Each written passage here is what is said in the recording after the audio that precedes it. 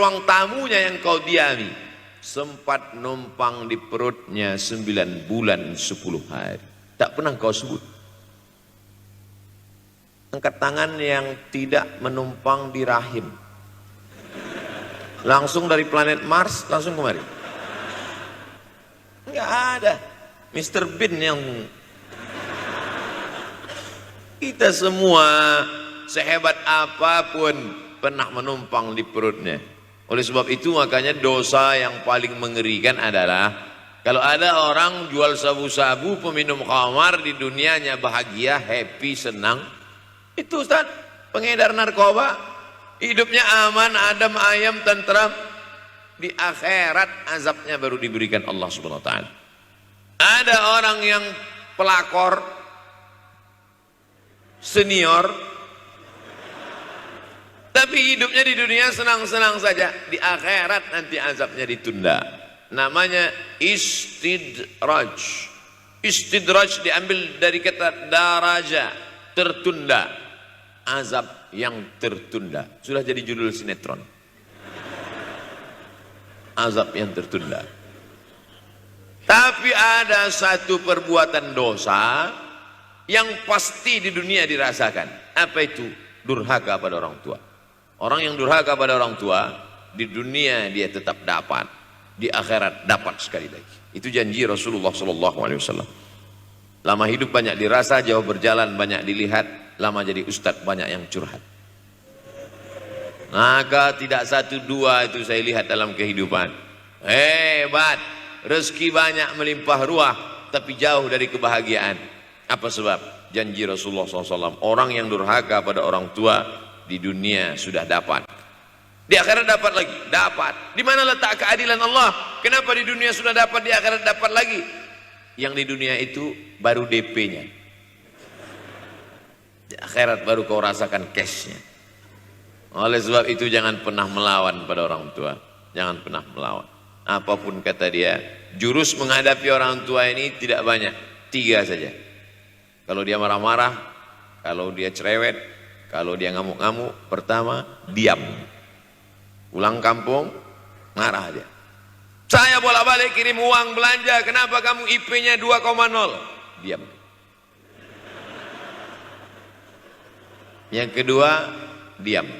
Yang ketiga, diam. Kalau belum bisa membahagiakan, jangan susahkan dia. Kalau belum bisa menunjukkan prestasi, jangan susahkan hatinya. Jangan sampai belum ketemu dengan wajah kita pun dia sudah susah hati. Baru nama kita muncul di HP-nya, kumat darah tingginya. Bunyi handphone dia lihat nama kita di situ, langsung berubah detak jantungnya. Karena ternyata bukan nama kita di situ dia buat. Siapa? Troublemaker. Oleh sebab itu jangan susahkan orang tua. Saya tidak ujuk-ujuk langsung jadi ustadz. Saya sempat jadi mahasiswa. Mahasiswa terlama di dunia. Saya kuliah di Mesir tahun 1998 sampai 2002. 4 September 1998 menginjakkan kaki di Kairo.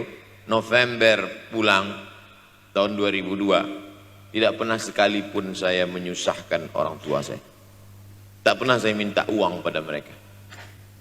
Sampai almarhumah emak saya bertanya, kau makan apa di sana? Makan nasi, saya bilang. Dari mana dapat uang? Beasiswa saya cukup, Mak. 162 pon. 50 untuk makan, 50 untuk rumah, tinggal 62. 20 dibagi lagi untuk ongkos, 20 untuk buku, 20 disimpan, mana tahu demam sakit nggak ada uang. Sampai pulang. Sampai akhirnya dia kasih tanya, gimana caranya ngirim uang supaya nanti di akhirat kalau Allah bertanya, pernah nggak ngirim uang? Pernah. Ya, saya tak mau menyusahkan. Saya menganggap kalau nanti saya minta hatinya susah. Kalau nanti saya banyak minta, saya tak bisa balas. Maka saya bukan berarti mengajak adik-adik tidak minta uang. Saya paham, tak semuanya dapat beasiswa. Artinya minta. Cuman kalau minta ya pulang nanti sampaikan ke orang tua, saya sudah dengar ceramah Ustaz Somad, maka saya tidak minta lagi, mah. Tidak.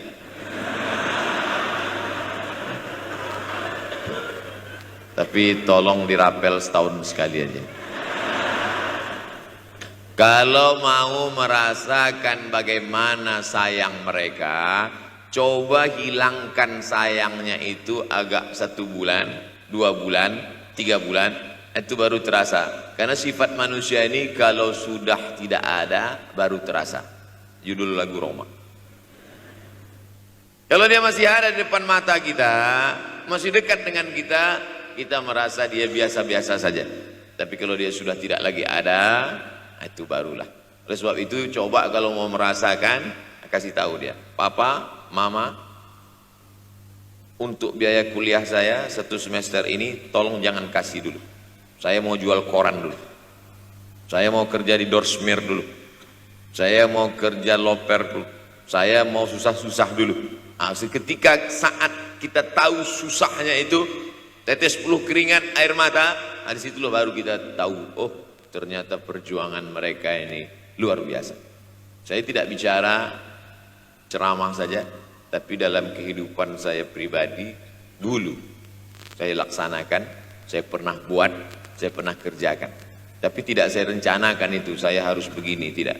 Memang bagian dari takdir hidup. Mungkin tidak minta uang itu karena jauh ke Mesir. Kalau seandainya dekat, sering juga minta.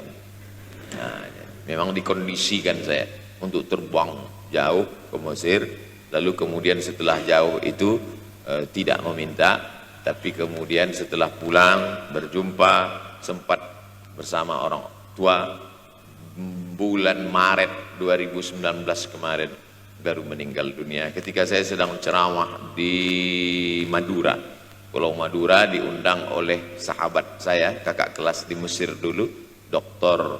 Fauzi Tijani. Dan pagi itu rencananya mau ziarah ke makam Kiai Khalil di Pulau Madura.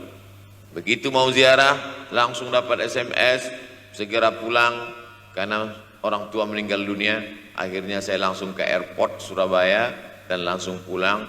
Sebelum malam sudah tiba pemakaman. Artinya apa? Penyesalan panjang kenapa tidak mencium tangan orang tua, kenapa tidak. Karena saya pikir masih lama ya. Nah, ini satu kekeliruan. Di mana-mana selalu saya sampaikan, jangan pernah berpikir usianya masih lama walaupun dia sehat. Karena sehat walafiat, tidak ada kurang satu apapun. Masih lama. Ternyata apa yang terjadi? Berangkat hari Sabtu, hari Ahad tausiah, hari Senin pagi, tanpa sebab, tanpa penyakit.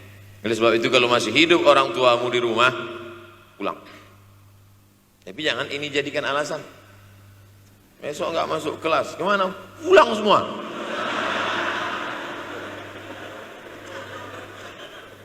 Pulang sesuai dengan kondisi, situasi dan keadaan. Pulang. Kalau masih bisa membahagiakan dia apa makanan kesukaannya, belikan. Suka makan apa dia? Belikan. Itu yang dia inginkan. Andai kita gendong dia dari Yogyakarta berangkat ke kota Makkah, sampai di Makkah tawaf 7 putaran, dari Sofa ke Marwah, pulang lagi ke Jogja, belum tentu dapat membayar sekali teriakan dia saat mengeluarkan kita ke alam dunia. Jadi banyak orang terlalu membanggakan. Saya sudah banggakan dia Pak Ustaz, saya sudah bayarkan ONH-nya. Berapa? Baru DP-nya. Sudah merasa berbakti kepada orang tua? Belum. Makanya digunakan kata birrul walidain. Kenapa Allah tidak menggunakan kata husnul walidain? Hasan baik, jayyid baik, thayyib baik, khair baik. Tapi yang dipakai birrul walidain. Hanya satu-satunya kata untuk orang tua dipakai birrul walidain. Karena kata birru adalah sifat Allah SWT. Makanya di antara Asmaul Husna ada Al-Barrut Tawwab. Allah yang punya sifat itu. maka kita diharapkan berakhlak seperti akhlak Allah Subhanahu wa taala. Addabani Rabbi fa ahsana ta'dibi. Allah mendidik aku menjadi beradab sehingga adabku penuh. Allah Subhanahu wa taala tidak ada puji Nabi Muhammad SAW. Hai Muhammad yang sholat tahajudnya sampai kakinya bengkak. Hai Muhammad yang hajinya tidak ada. Apa kata pujian Allah untuk Nabi Muhammad SAW? Wa innaka la'ala khuluqin azim. Akhlak agung dan mulia. Oleh sebab itu tak ada gunanya prestasi S1, S2, S3, postdoktoral, profesor kalau tidak berbakti kepada orang tua. Makanya orang tua itu levelnya langsung setelah Allah. Wa qadha rabbuka alla ta'budu illa iyyah. Langsung wa bil walidaini ihsana.